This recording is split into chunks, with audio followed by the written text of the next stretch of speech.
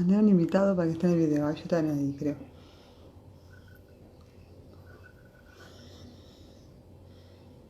¿A vos te parece? Sí, ahí.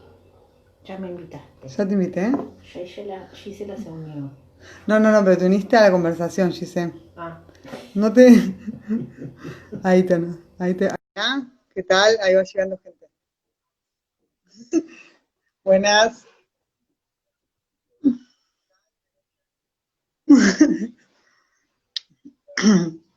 Cuántas cara conocida por las redes. Bueno, acá luchando con la tecnología. Se supone que somos jóvenes, pero estoy esperando a ver si logro hacer que Gisela Gianberardino se conecte.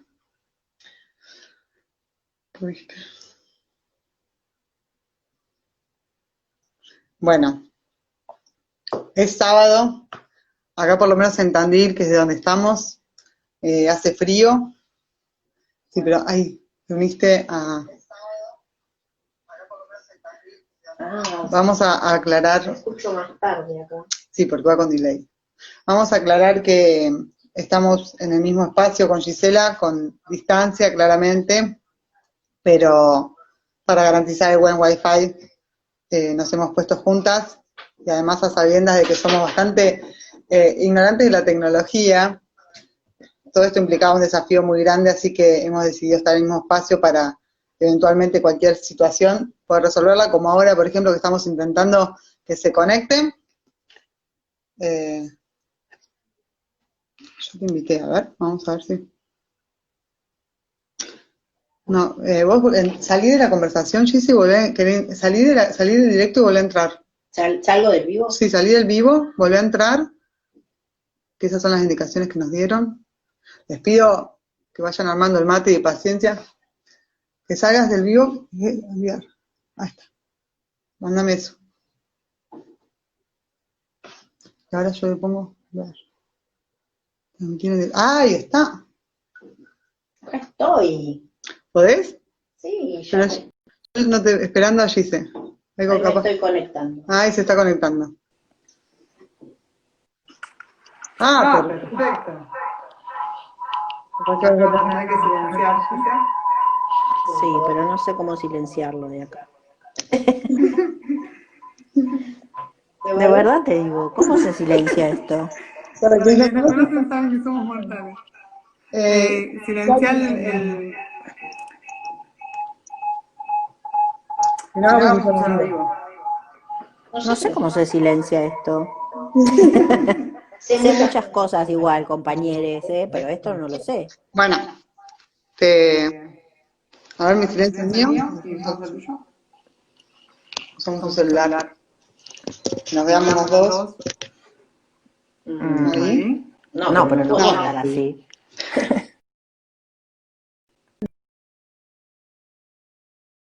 No, si no, tengo que ver.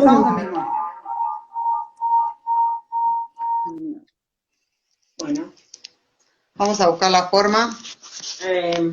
Tuvimos toda la intención de funcionar a dos cámaras. Vamos a buscar la forma de trabajar así. Bueno, entonces, ¿querés que cerremos una de las compu o no? ¿No se escucharán ahí? Yo creo que sí. A ver. Estamos en... ¿Se escucha? ¿Se escucha bien? Póngale auricular a uno de los celulares.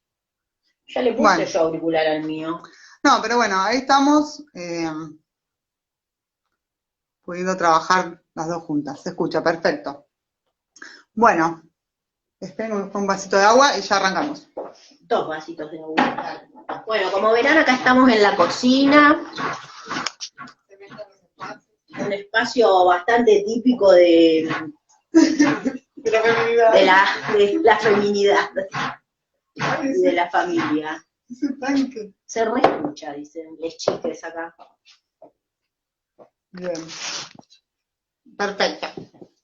Bueno, darle la bienvenida a todas las que van llegando. Ahí se va sumando mucha gente.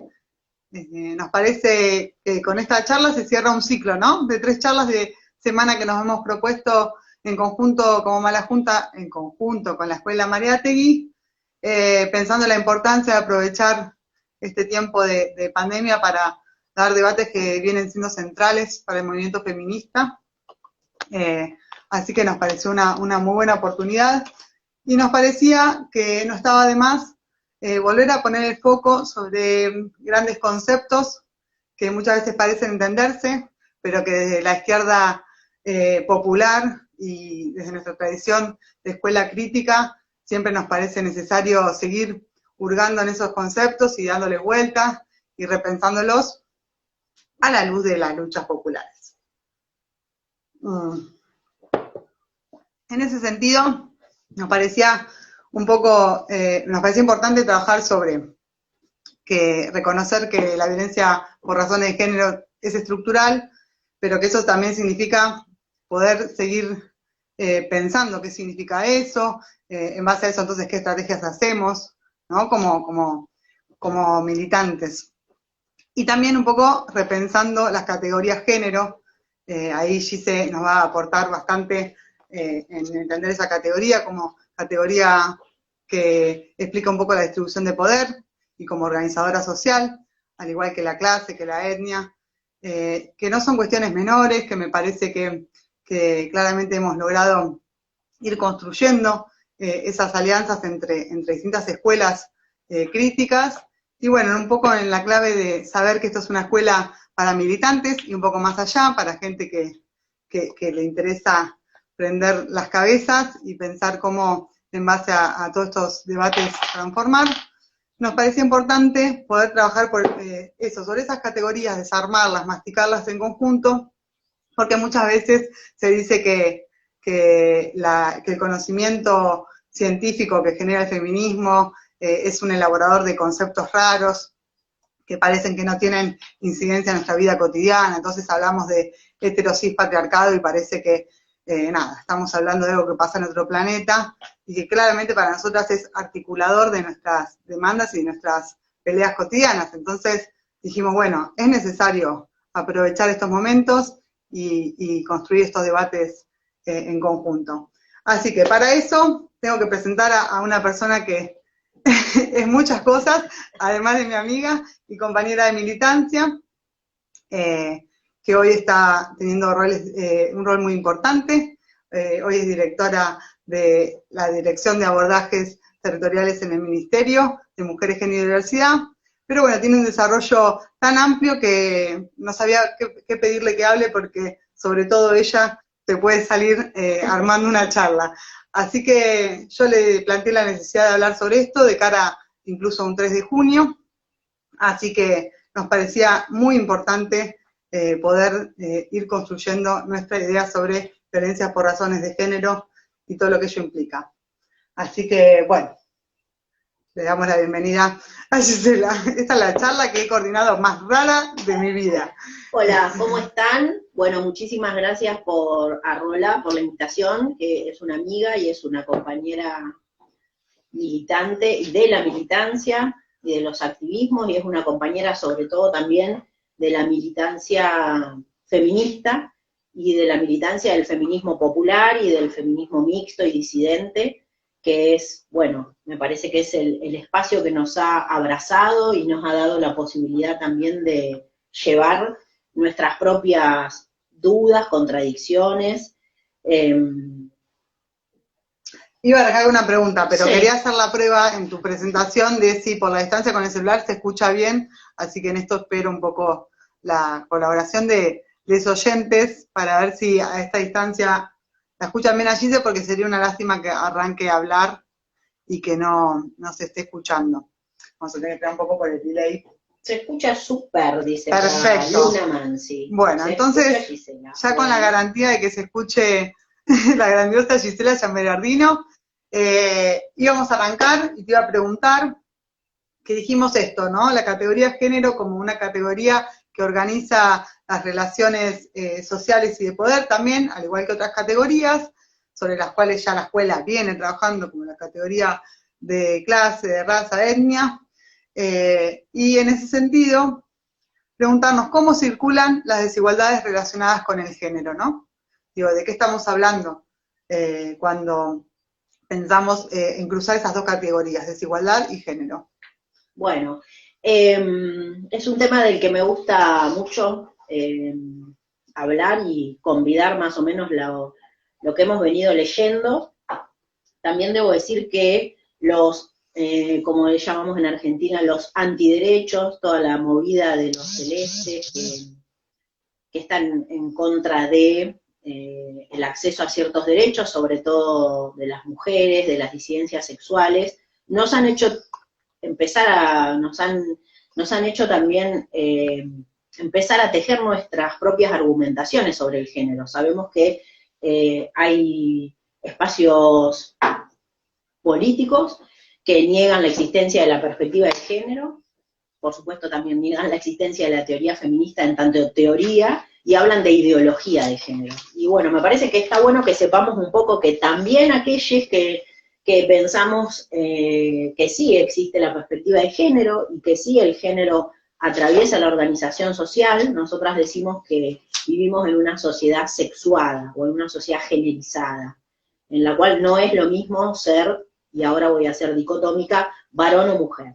Después podemos criticar, ¿no?, absolutamente esta idea de varón y mujer, pero muchas veces se entiende al género, y ahí voy a dar 3 o 4 posibilidades, muchas veces se entiende al género como la parte cultural de lo biológico.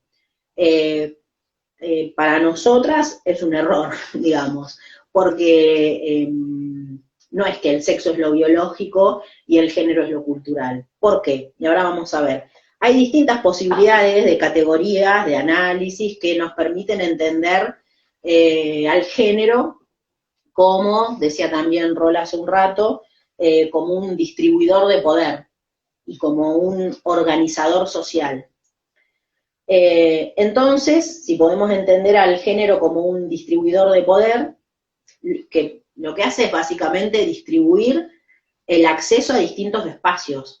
Pareciera que el mundo público, la política, las instituciones de saber y las instituciones que regulan nuestra vida social, la justicia, la salud, la educación, en un principio fueron habitadas absolutamente por varones, y no solo por varones en el sentido genérico, sino que contienen y se mueven y tienen una dinámica que está absolutamente relacionada con la idea masculina, con la idea hegemónica de la masculinidad. Y ahí hay unos ejemplos muy lindos de una filósofa argentina, feminista, que es Diana Mafía, que también hizo gestión en el Estado, en la ciudad de Buenos Aires, donde ella en principio plantea la crítica a pensar en estos términos dicotómicos, pero sobre todo me parece que está bueno una idea bastante simple, que es estos términos dicotómicos con los que leemos la realidad y nos enseñan a pensar, por ejemplo, varón-mujer, por ejemplo, hetero u homosexual, por ejemplo, público y privado, por ejemplo, subjetividad y objetividad, cuerpo y mente. Las que fui diciendo de este lado, que son objetividad, mente, mundo público, parecieran que son las ideas que se tienen de lo que tiene que ser la masculinidad hegemónica. Y las que quedan de este otro lado, la subjetividad, la supremacía del cuerpo por sobre la mente, de los sentimientos por sobre la lógica, parece que son las características que tendríamos las mujeres. Eso hace que no solo quedemos las mujeres, no solo las mujeres, sino por supuesto las identidades que están entendidas como población de gays, lesbianas, bisexuales, transexuales, transgénero, intersex, bisexuales, lo que en algunos momentos o en algunos espacios se habla como diversidad sexual, y nosotras invitamos a hablar de disidencias más que de diversidades, en el sentido que nos reconocemos como sujetos políticos que podemos disentir de una norma, y de la norma que disentimos es de la norma heteropatriarcal, y rechazamos ese contrato sexual que lleva o que contiene por detrás esta idea de lo femenino como algo débil, como algo que puede estar además más cómodo dentro del ambiente doméstico, vamos a decir, ¿no? Entonces, entender al género como un ordenador social es esto, es entender que por esas características, las mujeres y las diversidades sexuales o las disidencias sexuales tendríamos o estaríamos más cómodas en unos espacios que en otros, ¿no? Entonces el espacio público o el espacio de la política, de la militancia, históricamente ha sido un espacio que se entiende como para los varones. Si pensamos en quienes ocupan la presidencia de los estados, quienes ocupan las máximas instituciones de los rectores de las universidades, quienes ocupan las titularidades de las cátedras en las universidades, las direcciones de las escuelas, las direcciones de los hospitales, quienes son jueces, casi siempre son varones. Y si no son varones, son mujeres que abrazaron muy fuertemente las características de este mundo, de esta dinámica masculina.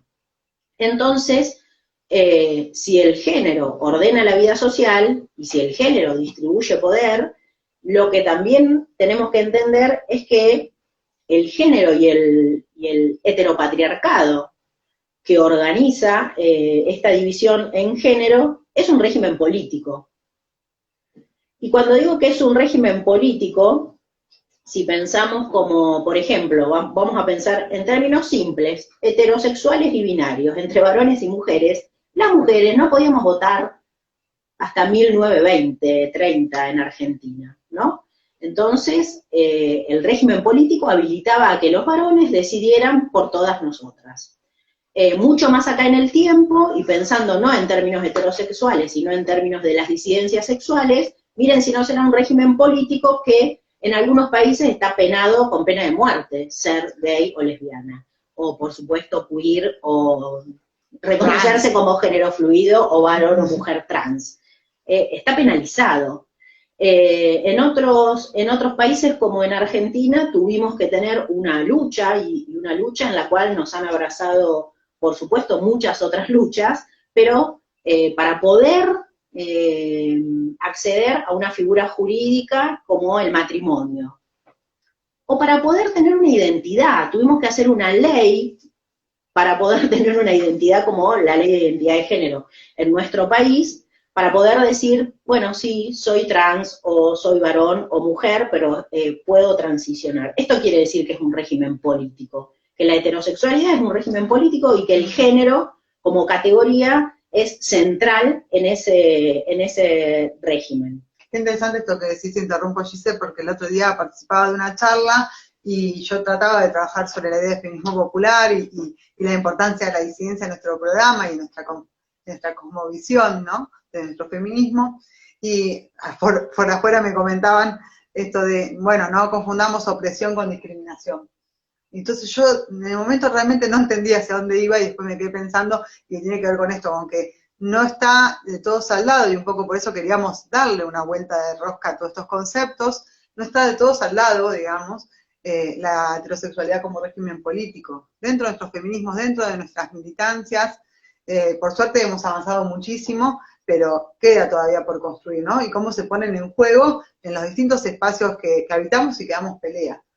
Sí, inclusive si pensamos en una institución que pareciera absolutamente neutral, como la medicina, bueno, ya sabemos que las instituciones se mienten neutrales, ¿no?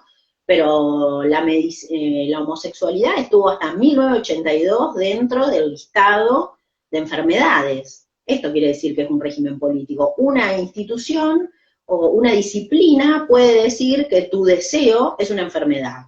Bueno, y eso fue en 1982, no es que fue en el medioevo, por lo tanto, me parece que está muy naturalizado, y por eso no lo entendemos como un régimen político. Hay una teórica que es Monique Wittig, una teórica lesbiana, feminista, materialista, que bueno, que ha estudiado la idea de la heterosexualidad como régimen político, y ella dice, es la institución más naturalizada, por lo tanto ni siquiera se la llama institución y ni siquiera se la estudia. Y bueno, estos son unos esfuerzos también de las disidencias y de los feminismos en la academia, proponernos estudiar. Igual esto fue, Monique Wittig escribió en los 80, ¿no? 1980, 82, es la que finalmente arma el alboroto cuando dice las lesbianas no somos mujeres.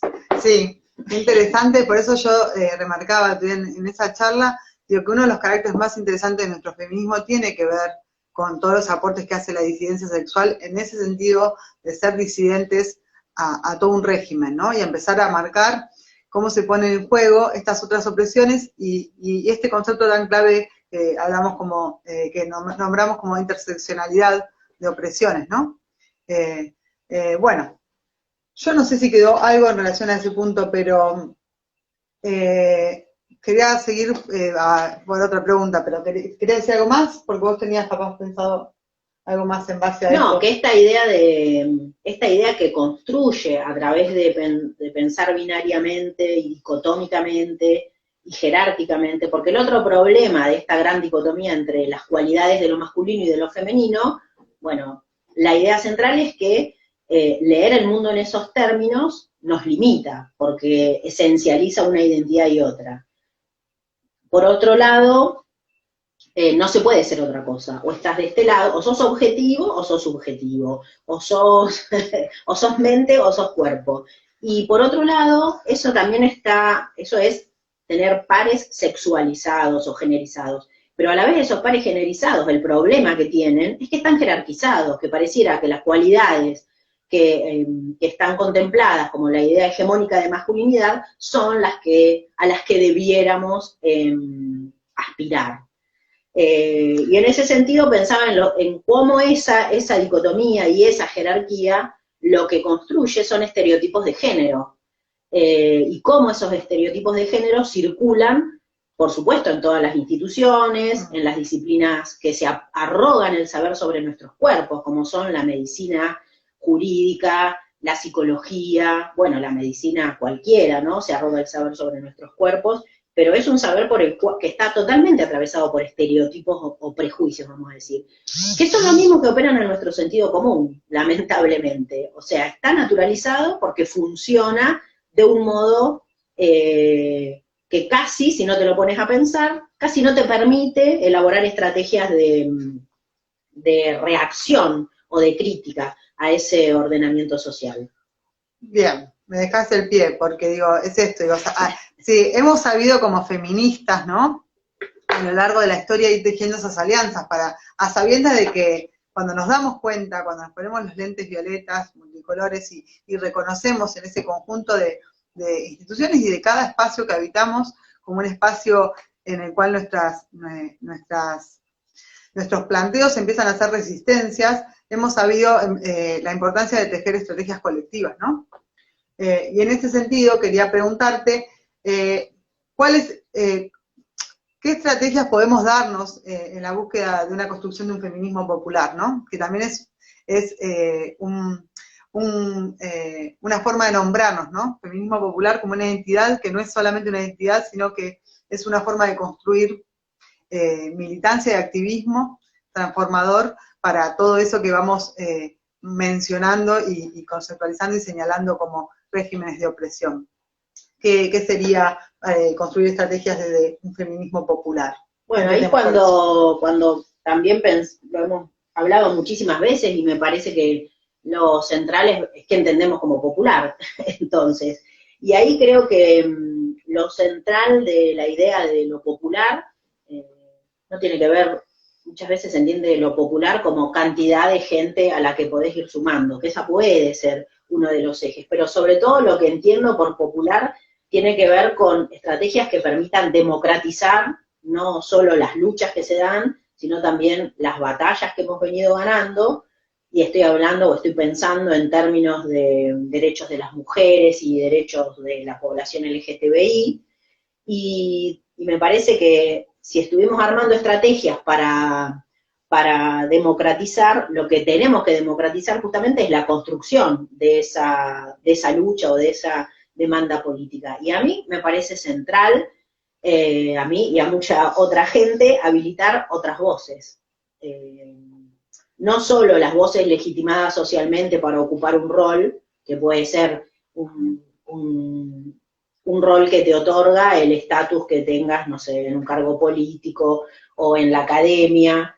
Entonces me parece que además más que habilitar, también diseñar estrategias que permitan construir un sujeto político variado, heterogéneo, capaz de interpelar al Estado. Y ahí cuando hablo de un sujeto político, también me parece que lo que hay que pensar es cómo construimos demanda política. Ahora, para construir demanda política sí nos tenemos que constituir en sujetos estratégicos, porque la idea que venimos compartiendo es siempre la demanda al Estado. Creo que los procesos esos tienen que ser de construcción de la demanda política, tienen que ser procesos participativos, procesos que habiliten otras voces, no solo en la construcción, sino también en la interlocución con el Estado. Y cuando hablamos de otras voces, hablamos de eso que llamamos subjetividades subalternizadas, que son todas aquellas que no son hegemónicas, que han ido cambiando en el tiempo, pero que hoy podemos decir desde, si lo entendemos en términos heteropatriarcales, desde las mujeres heterosexuales, las mujeres cis, perdón, las mujeres lesbianas, por supuesto toda la población LGTBI, pero también la condición de migrante, la condición de desocupada, la condición de madre sola, la condición de pueblos originarios, son todas... Las mujeres privadas de la libertad. Las mujeres privadas de la libertad, por supuesto, son todas,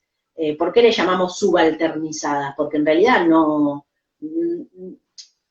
Están en el espacio de la subalternidad porque el heteropatriarcado es un régimen político, justamente, si no estaríamos habilitadas para hacer otra cosa. Entonces me parece que lo central de esta idea del feminismo popular es que la construcción tiene que ser con las identidades subalternizadas, degradadas, dicen algunos, ¿no?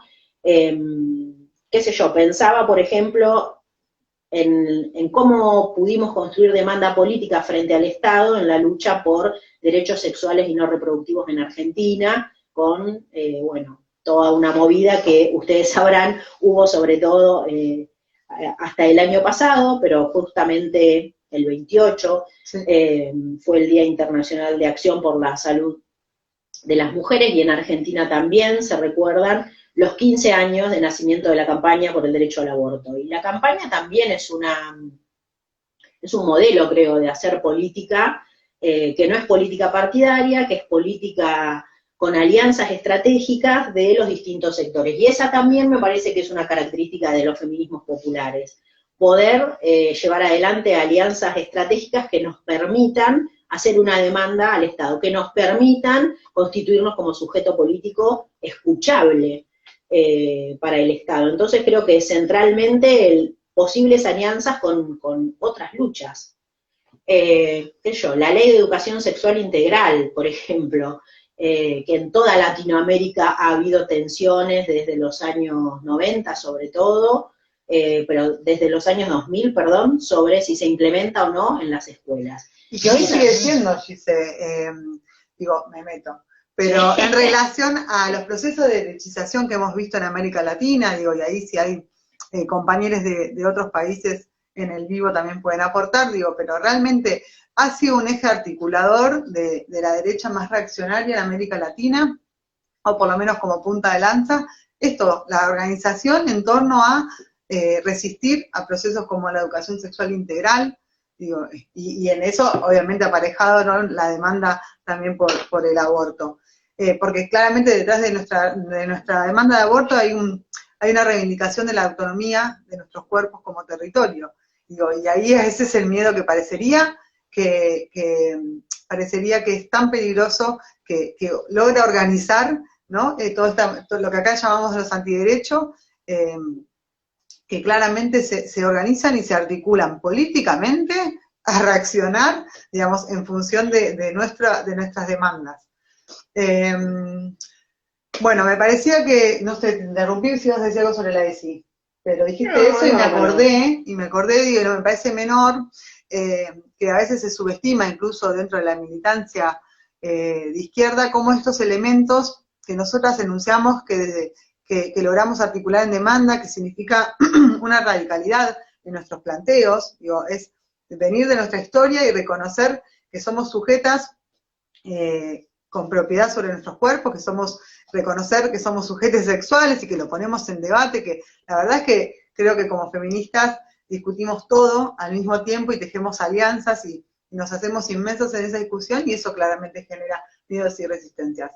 Pero bueno, asumiendo que esta charla tiene como distintos caracteres, un carácter más como militante, pero más que nada, digo, también pudiendo dar centralidad al conocimiento que vamos generando a la par de nuestras luchas y que no hay que subestimar.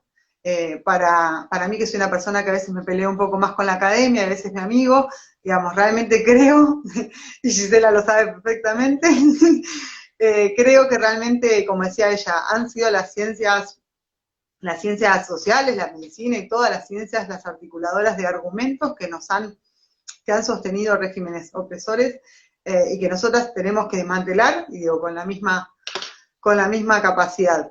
Y en ese sentido me parece que hay un concepto que es necesario, digamos, que también trabajemos, que es el de interseccionalidad, que a veces lo metemos y que necesitamos como poder comprenderlo para que eso derive también, ¿no?, en nuestra práctica militante. Sí, cuando pensábamos también esto, recién en esto de, bueno, ¿y cómo sería un feminismo popular?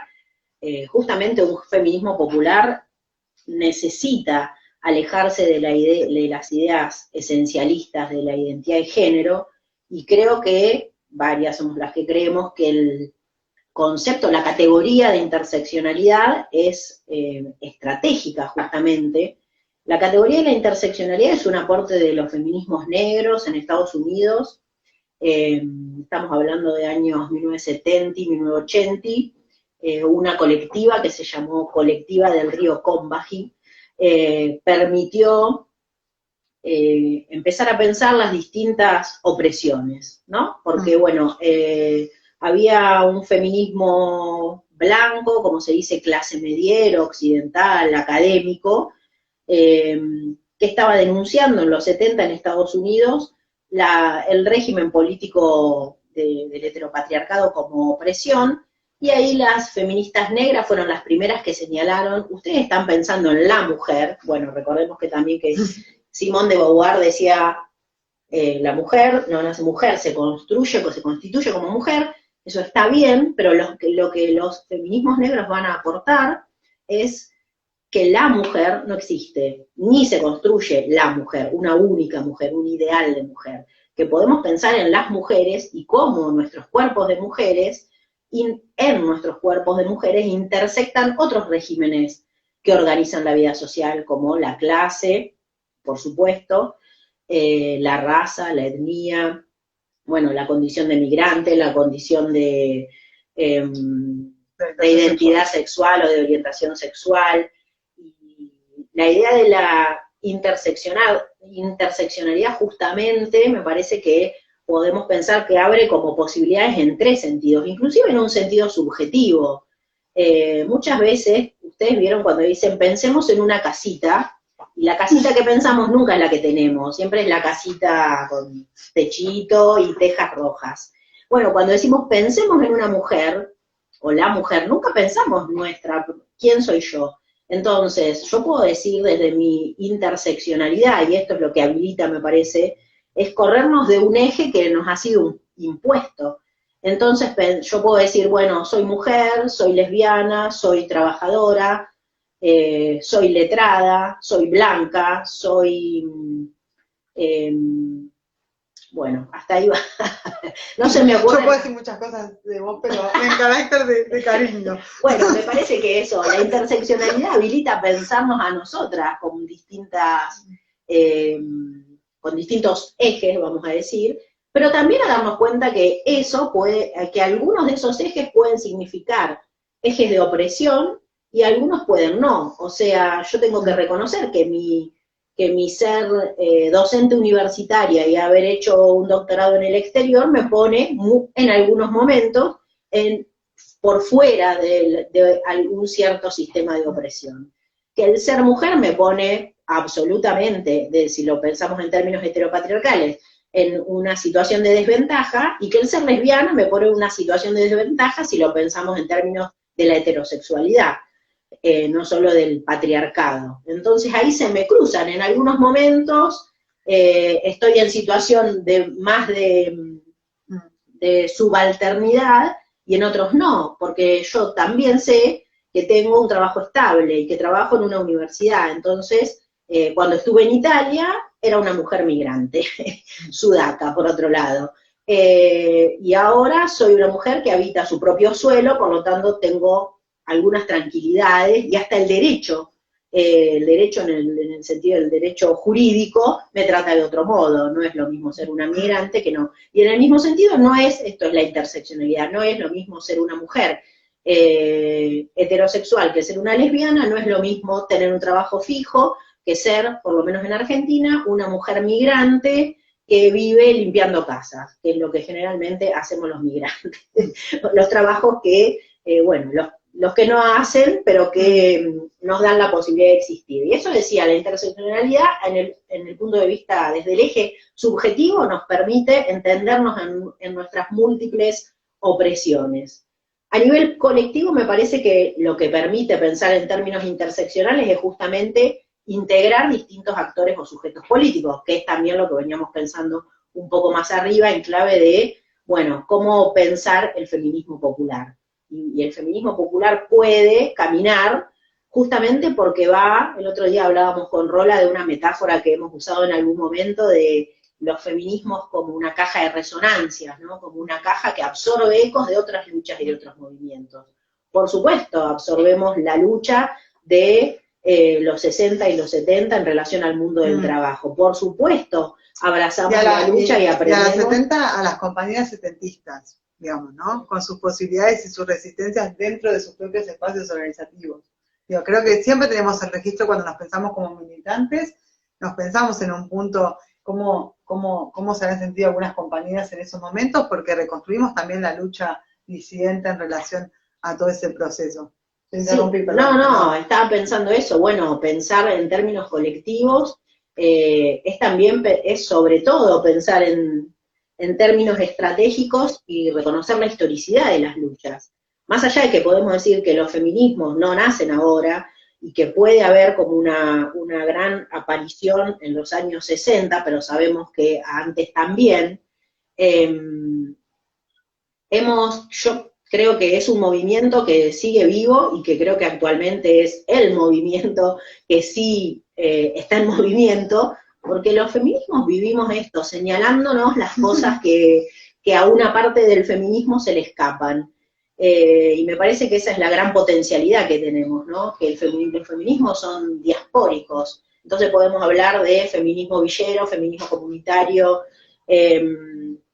feminismo, bueno, hay tantos. Y el feminismo lésbico, por ejemplo, pensaba, ¿no? Como esas, bueno, todas esas corrientes que un poco charlamos en esta clave, de cómo se ponen en juego, digo, que dialogan, porque generamos también esos diálogos, ¿no? Siempre hemos marcado esa capacidad de las feministas de articular lo que muchas veces en las organizaciones los compañeros no logran, digamos, ¿no? Y que sostenemos esas articulaciones, obviamente con tensiones, digamos, a veces digamos, esos diálogos son complejos, pero tenemos una tradición de articulación que tiene que ver con eso, con entender lo estructural de nuestras demandas y en ese horizonte poder pensar la importancia de esas alianzas.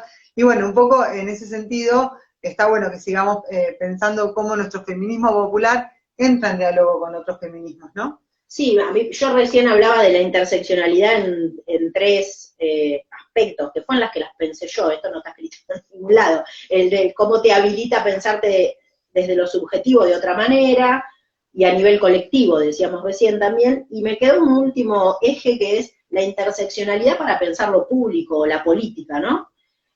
Habilita a pensar políticas públicas integrales y no focalizadas. Y la verdad es que los estados nacionales funcionan con políticas focalizadas, y para tener vos tu propia política, te tienen que reconocer como sujeto político, ¿no? Y ahí sí. Pensarla, ¿cuál es la identidad política que te permite ser reconocida? Y después voy a traer brevemente una noción que me parece muy interesante, que puede complementar esto de la interseccionalidad en la política pública, que es una noción de Judith Butler, que habla no de la precariedad, sino de la precariedad, y ella dice que la precariedad es una condición inducida en la que una serie de personas quedan expuestas al insulto, a la violencia, a la exclusión, con riesgo, va a decir ella, de ser desprovistas de su condición de sujetos reconocidos. Y bueno, claramente la población LGTBIQ es una población que vive en situaciones de precariedad, y que esa precariedad es inducida por la propia política. ¿Quién induce esa precariedad? Muchas veces las propias leyes, o el propio Estado, ¿no? Entonces, eso nos obliga, a la vez es el propio Estado el que tiene la potestad muchas veces, o los recursos para sacarte también de esa situación de precariedad. ¿Y por quién es inducida? Nuevamente, muchas veces por las propias políticas públicas, ¿no? Entonces, tener que constituirse en sujeto político para poder interactuar, para poder ser un interlocutor válido con el Estado. No sé, yo pensaba, por ejemplo, en la crisis de Argentina de los 2000, que aparece el sujeto piquetero. Y ahí también voy a hablar un poco del lenguaje, ¿no? Palabras que denotan, palabras que antes no estaban. Cuando la gente empieza a protestar porque cambiamos el lenguaje, hay que decirle, hay muchas cosas que sin palabras nuevas no podrían entenderse. La identidad piquetera tiene que ver con la desocupación, con las ollas populares, con el tomar las calles y con pedir políticas que tengan que ver con el Estado. Entonces tenés que constituirte en un sujeto político con una cierta identidad para poder ir a pedir alguna cosa. Pero esa cosa sigue siempre ahora también focalizada. está la identidad, ¿no?, de la economía popular, como trabajadores y trabajadoras de la economía popular, como una identidad desde donde pensarse, ¿no? Me parece que es como una identidad que podemos reconocer, que digo que el Estado ha reconocido, digamos, en términos de articulación. Y ese es todo un trabajo, ¿no? Esto de armarse como sujeto político para después de elaborar estrategia para llevar adelante una demanda política. En Argentina, porque a veces dicen, esto es una respuesta a quienes dicen, ¿y para qué sirven las etiquetas?, ¿no? Y las etiquetas a veces sirven para etiquetar mal, pero a veces sirven estratégicamente utilizadas para este tipo de reconocimiento. El tema es si la etiqueta nos la ponemos nosotros mismos, digamos, o si la etiqueta te la ponen otros. En Argentina nosotras tenemos, por ejemplo, la identidad de madre. La identidad de madre es clave para lograr política pública. Tenemos, por supuesto, la histórica lucha de madres de Plaza de Mayo, pero después últimamente, en los años 90, surgen madres en torno a distintas situaciones. Madres del dolor, que tienen que ver con haber perdido hijos, creo, en accidentes automovilísticos. Las madres del Paco, que empiezan a pedir políticas para poder trabajar y recuperar a sus hijos de las adicciones. Madres de detenidos. Las madres de detenidos, sí, y familiares. Mamá cultiva. Bueno, yo tengo un hijo que tiene una enfermedad y que la legalidad de la salud no me permite llevar adelante una cura como mi hijo merecería. Y entonces armo Mamá Cultiva y pido la legalización de una planta. Pero siempre lo tengo que hacer a partir de, primero, reconocer una identidad política. Y una identidad como la de mamá funciona, porque el heteropatriarcado también ha romantizado esa idea de mamá. Entonces, una mamá puede pedir lo que quiera en la desesperación que tiene por salvar a su hijo. No digo que siempre tenga la respuesta que espera, pero sí se puede constituir en un sujeto político a partir de un rol tan tradicional como es el de ser mamá, al cual muchas del cual algunas hemos renegado, o no, hemos decidido no llevarlo adelante. ¿Qué más? Bueno, la idea de la identidad como identidad política y como sujeto político que nos puede funcionar estratégicamente, pero que a la vez va a seguir, me parece, provocando por parte del Estado una respuesta con política focalizada. Entonces te respondo a vos como mamá. Pero si yo, además de ser mamá, soy muchas otras cosas, puedo pedir muchas otras cosas, pero esto lo tengo que hacer si me doy cuenta cómo intersectan los distintos regímenes. Ahí nombran otro ejemplo, Madres del Barrio y Ituzaingó, contra las fumigaciones con agrotóxicos. Parecería, bueno, obviamente hay una cuestión ahí de ligación con respecto al cuidado, ¿no? Cuando estamos demandando en relación a algo que estamos queriendo cuidar, y en un punto es políticamente correcto, digamos, sí, articular bajo esa idea. Pero bueno, no te interrumpo, digo esto, además de madres somos, eso es lo que un poco renegamos a veces, digo, además de madres somos otras cosas, más que nada a veces porque es una idea que, digo, que se pone en juego, más que nada en la atención muchas veces por parte del Estado de, vienen las mamis acá, digo, bueno, y hemos sido un poco, pues, digamos, hemos cuestionado bastante ese tipo de etiquetas, pero porque volvemos un poco sobre lo mismo, ¿no? Una cosa es construir una entidad de la cual es nombrarnos, y las lesbianas que nos nombramos muchas veces tortas lo sabemos muy bien, y así los compañeros que se nombran putos o maricas. Una cosa cuando nos nombramos desde la identidad que nosotras queremos construir, y otra cosa es cuando nos nombran y de algún punto nos limitan a esa identidad. Entonces me parece que la idea de interseccionalidad claramente logra rompernos la cabeza y ponernos a pensar qué implicancias tiene desde la construcción de nuestro feminismo popular trabajar por esa misma, digamos, por empezar a ver cómo se pone en juego en nuestros deseos, digo, cómo habilitamos o cómo pensamos la cotidianidad de una persona que decide ser trans, ser marica, ser torta, en un contexto como puede ser un barrio, digo, y qué implicancias tiene eso, a diferencia de quienes pueden construirlo en otras condiciones, con menos opresiones y más privilegios en un punto. Entonces, me parece que es necesario poder pensar estas dimensiones de análisis que claramente no son menores ni tienen que quedar subalternas en nuestros análisis como militantes, digo, porque también ha sido una lucha para dentro de nuestros espacios de debate y formación como compañeras de la izquierda popular, digo, no es algo que cese, no es algo que entre fácil en los momentos de análisis y debate, y que hemos sabido instalar y que creo que siempre la lucha está por mantener estas nuevas dimensiones, no nuevas, porque son bastante viejas y el feminismo tiene una historia larga, pero sí de poder ver cómo llevar esos debates a todos los ámbitos, ¿no? Ahí tiene que ver un poco el feminismo popular. Uno puede construir desde instancias como las académicas, conocimiento, digo, siempre pensando en estas dimensiones y de dónde uno construye conocimiento y cómo lo comunicamos, cómo lo ponemos en diálogo, cómo lo ponemos todo el tiempo ahí en la mesa para masticarlo, ¿no? Entre todos. A la lucha, a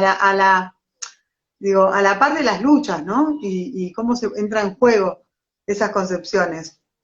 Bueno, estoy muy preocupada porque veo que son y 48, tengo miedo que... Y hay preguntas, yo porque acá tengo el celular y mando corazones a mí misma. Sí, me parecía raro eso.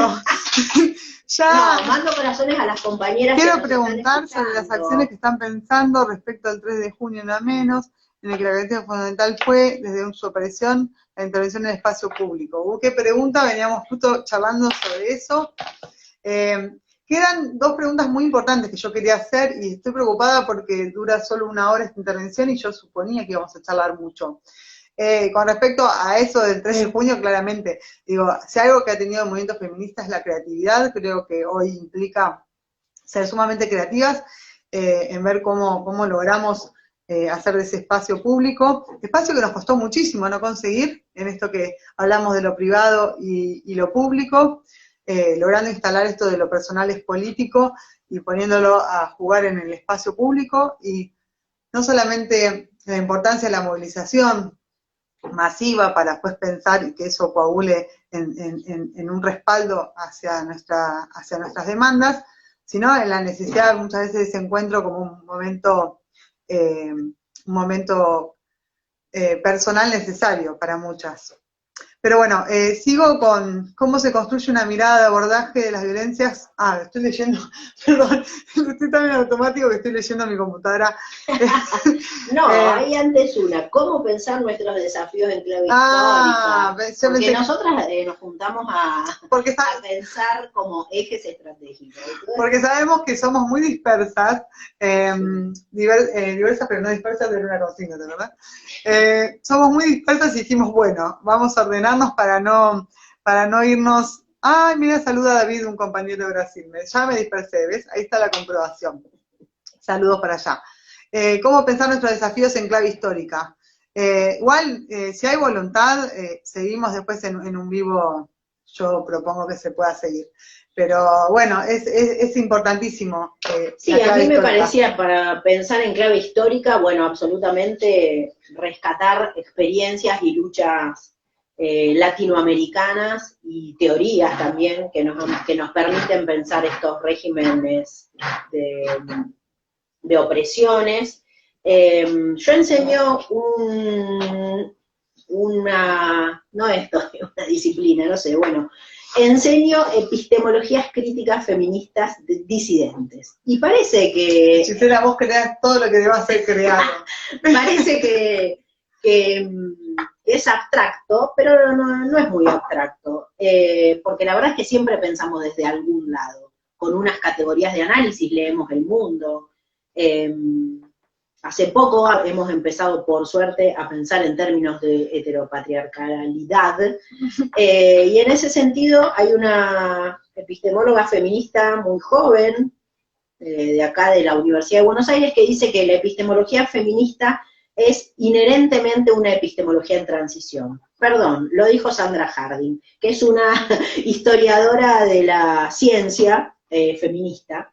Y esto de que la epistemología feminista inherentemente está en transición, yo creo que brutalmente lo voy a trasladar a los movimientos feministas, corriéndolo un poco del eje teórico y pensar que es un movimiento que está permanentemente en transición, porque está permanentemente también debatiendo estrategias y como jerarquizando, bueno, y hoy, ¿cuál es la estrategia que nos debemos dar o cuál es la atención que tendríamos que poder visibilizar? Y en ese sentido los feminismos abrazan otras luchas porque los feminismos son plurales, son un movimiento diaspórico que tiene una dinámica de críticas y de impugnaciones a los propios principios del feminismo muchas veces, la teoría lésbica, la teoría queer, las teorías descoloniales. Eso nos lleva a algo tan concreto como que cuando querés trabajar sobre un eje que no venís como indagando y demás, decís, bueno, ¿qué es lo último de lo último que salió sobre tal tema? Digo, me parece que las feministas siempre estamos como, bueno, la última línea con respecto a discapacidad y sexualidad, por ejemplo. Digo, bueno, es un tema que no tratamos hoy cuando hablamos de la interseccionalidad, claro, pero el tema de mujeres discapacitadas, no, el capacitismo dentro del feminismo, es una línea que está bastante desarrollada por las españolas, por ejemplo, pero que en Latinoamérica no sé si se está trabajando todavía. Y yo creo que muchas veces justamente las cosas... en los encuentros nacionales, ahora plurinacionales, digo, 35 años. Sí, ahora sí. 34 años de encuentro ha hecho que todos los ejes que nos atraviesan desde nuestras identidades se elaboren en materia de política pública. Creo que eso es algo que tiene que ver con nuestra tradición histórica, digo, porque estamos hablando de cómo pensarnos en clave histórica, y que tiene que ver con eso, con los espacios que hemos sabido construir también para pensar política pública. Vuelvo a esto por si alguien se sumó más tarde y dirá, ¿qué tiene que ver esto con la violencia de género? Claramente todo, ¿no? Desde dónde miramos, desde nuestro feminismo, a la violencia por razones de género, cómo la entendemos, bueno, decanta claramente en cómo creemos que debemos accionar sobre ella, o como nosotros, como militantes, como activistas, el Estado, en sus tres poderes, digo, con toda su composición, entendiéndolo no de una forma homogeneizante, sino pudiendo realmente pensar qué es lo que pensamos, cómo deberíamos trabajar sobre la violencia de género, lo cual no es algo sencillo, no es algo simplista, requiere de justamente pensarlo a la luz de las luchas y de nuestro cotidiano y del trabajo que hacemos en cada uno de los territorios que habitamos, pero básicamente también requiere, como hacían los encuentros, pensar cómo eso se condensa, ¿no? En propuestas concretas. Y a mí, por ejemplo, la huelga internacional de mujeres me parece un ejemplo, una huelga internacional. El internacionalismo sabemos que proviene sobre todo ideales que tienen que ver con el socialismo, con las ideas comunistas, y hace 3 años que la única huelga internacional es la que llevamos adelante las mujeres. Sí, ¿cómo hemos enfrentado acá el macrismo? Sí, pero además me parece que es una huelga, o sea, ya el elemento huelga es un elemento que proviene, o lo hemos tenido, lo hemos traído, digamos, del ideario de clase, ¿no? Bueno, la clase trabajadora va a la huelga. Nos reconocemos como mujeres y como trabajadoras, hacemos una huelga, entonces esto es absorber ecos de otras experiencias. Pero sobre todo esta huelga, que además es la única a nivel internacional, que lo vuelvo a rescatar, me parece que justamente lo que hace es poner en evidencia una estrategia central del heteropatriarcado, como es develar el carácter político y económico del trabajo doméstico. Sí.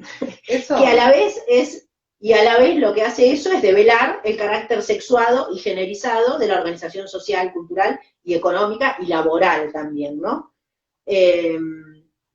Hay una guía que a mí me gusta mucho, que es el librito ese, Feminismo para el 99%. En este momento hacemos.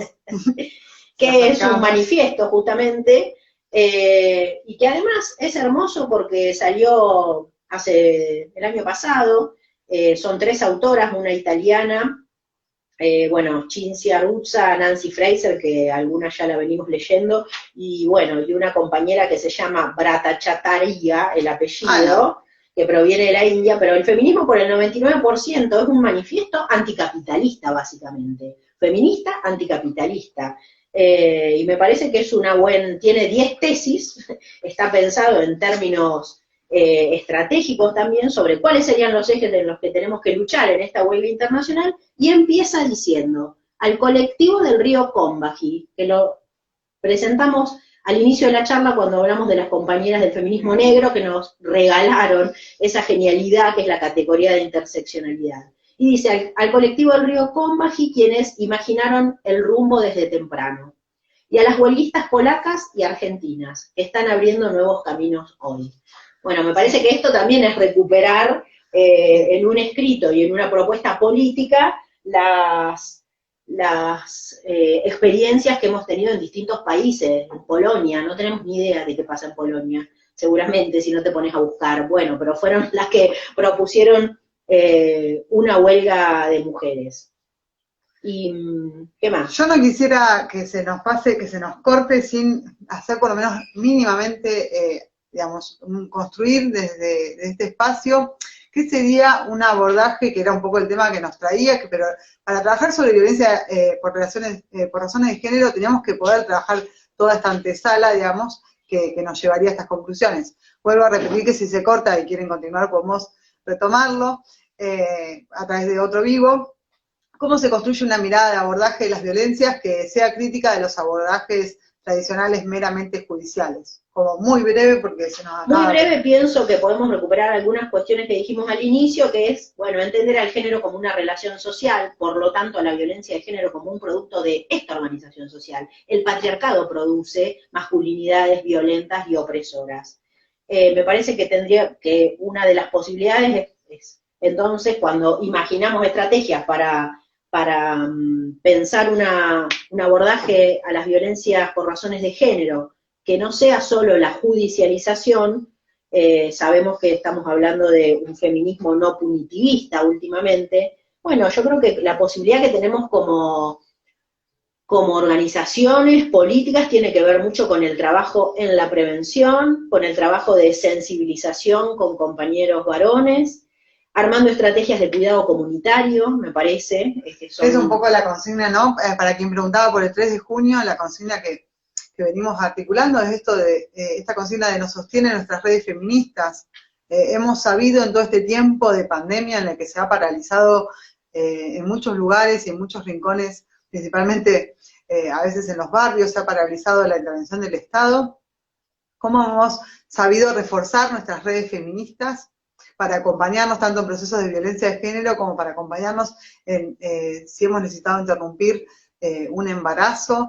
Creo que justamente tienen que ver, que trabajan sobre ese tejido, ¿no? Que decimos tan importante, que a algunos le llaman sororidad, cada una le pondrá el concepto que quiera. Nos quedan 26 segundos, yo sinceramente creo que quedan muchas cosas por trabajar. Pero bueno, vamos, yo no sé si damos un cierre a esta charla. El cierre es que el patriarcado se va a caer, pero para eso hay que dejar de sostenerlo. Entonces, despatriarcalizar todo, las relaciones de pareja,